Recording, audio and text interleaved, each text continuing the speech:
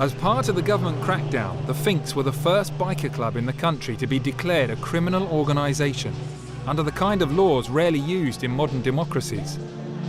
You've got some pretty heavy-duty security. You don't leave your front door open at home. You sit out in the backyard. Yeah, but I don't put a vehicle across the entrance to my street, do I? 2013, eh? Control orders have been used against members of the FINKS to restrict who they can associate with and their freedom of movement, including against Harry. Bikers say they're being made scapegoats and the laws are an infringement of their human rights. I'm virtually under house arrest. You don't look like you're under house arrest, Harry. Well, I'm controlled, aren't I, Simon? I can't talk to my next door neighbour. I'm not allowed to talk to my next door neighbour. Why? Because it's not a member of my immediate family. Right. I can't talk to my next door neighbour. I can't go to a pub, a club or a restaurant.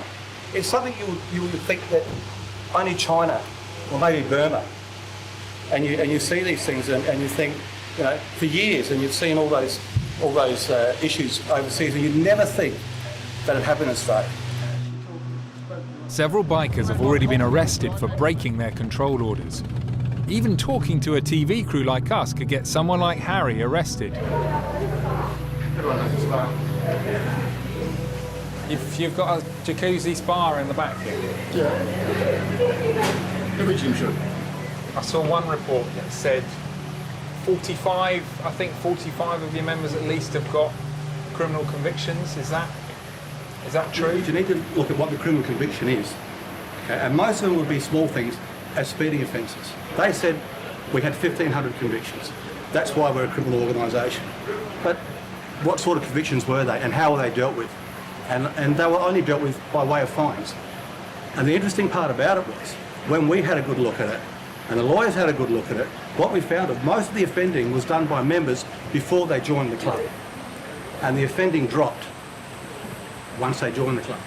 Are you trying to say that the club actually reduces crime? Absolutely it did. With these particular people, it reduced crime. It reduced their offending. And it reduced their offending because you have a sense of family here and a brotherhood.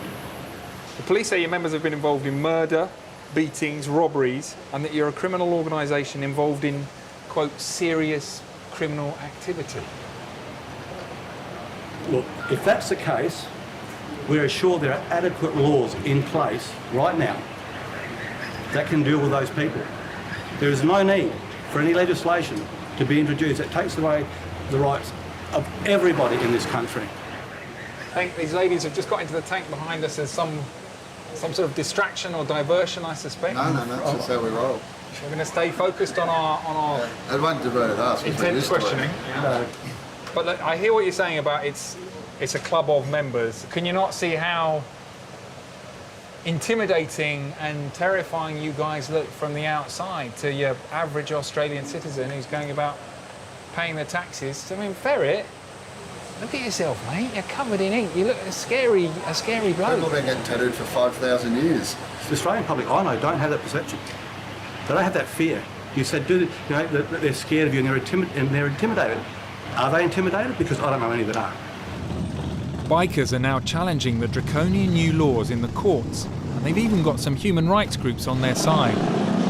But the police claim they're criminal gangs, and the government here shows little sign of backing down.